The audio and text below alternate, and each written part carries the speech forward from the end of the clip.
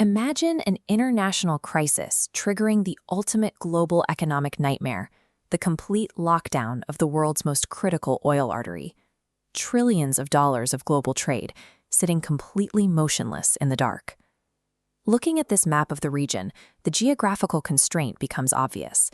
At its narrowest, the Strait of Hormuz spans only 21 miles. The shallow waters and jagged reefs force shipping traffic into an incredibly strict separation scheme, leaving only a single 2-mile-wide lane for inbound vessels and a 2-mile lane for outbound.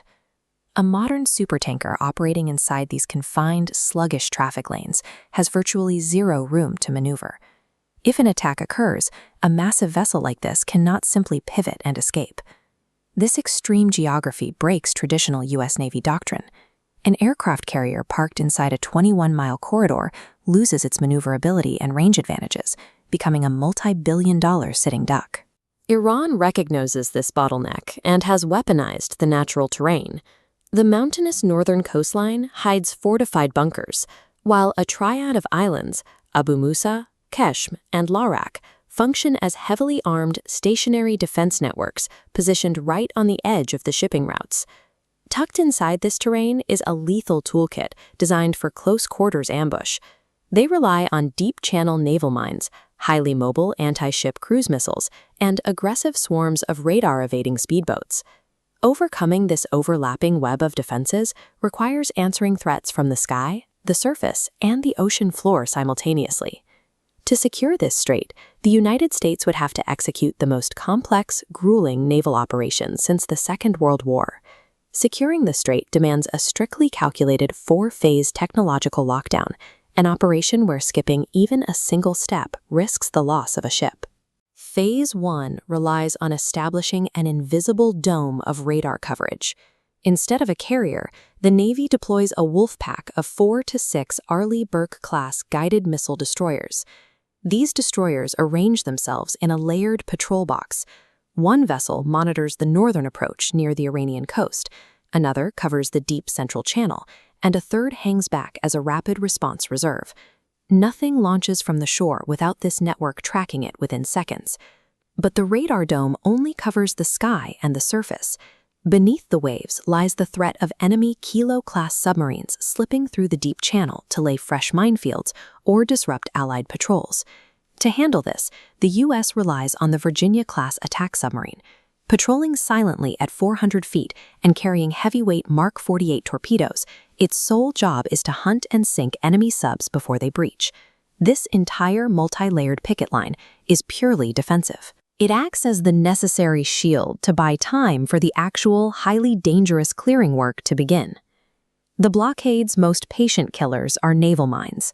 Cheap contact and influence mines, dropped randomly and drifting into international shipping lanes, can make the entire street impassable. Clearing them requires Phase 2, led by the Independence-class littoral combat ship. This unique trimaran functions as a robotic mothership, keeping the crew safely outside the danger zone. This diagram illustrates the synchronized sweep process. A 39-foot unmanned surface vehicle crawls across the water, towing sonar equipment behind it to pinpoint hidden metallic threats on the seafloor. Above it, a Seahawk helicopter scans the identical patch of water from 100 feet up to catch floating targets. When the minefield drops too deep, the Navy launches the Knifefish, a robotic submarine that dives directly into the highly cluttered underwater environment to identify and safely detonate buried explosives.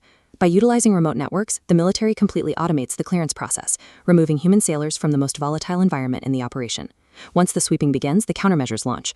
Imagine 24 fast attack craft blasting out of a harbor at 40 knots. Highly dispersed and armed with rocket-propelled grenades and anti-ship missiles, they swarm out to overwhelm the destroyers. A swarm this size requires Phase 3, low-altitude air power. The Air Force calls in the A-10 Thunderbolt II. Pilots use precision Maverick missiles and the massive 30mm cannon to tear fiberblast speedboats to shreds before they can reach the fleet. Phase 4 drops the altitude even further. Army Aviation Apache helicopters launch directly from the decks of Navy amphibious assault ships to operate right inside the threat envelope. The Apaches use their blistering speed to chase down the erratic attack boats.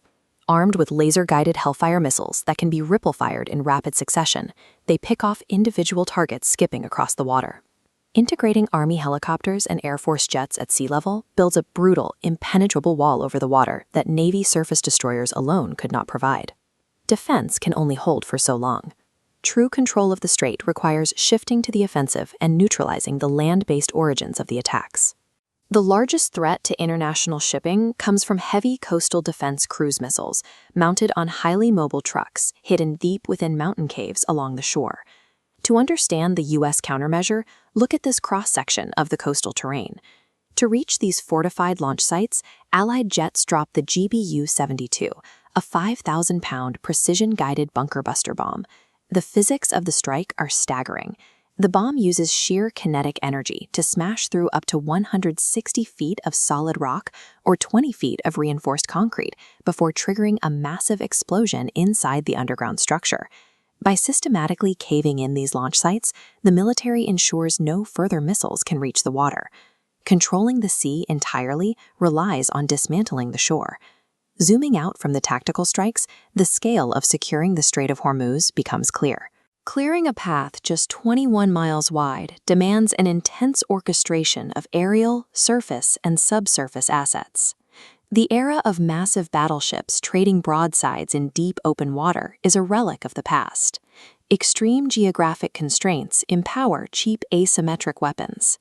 A few $100s of explosives tied to a fiberglass boat or dropped into a shallow channel can turn vital waterways into lethal corridors where traditional power is nullified.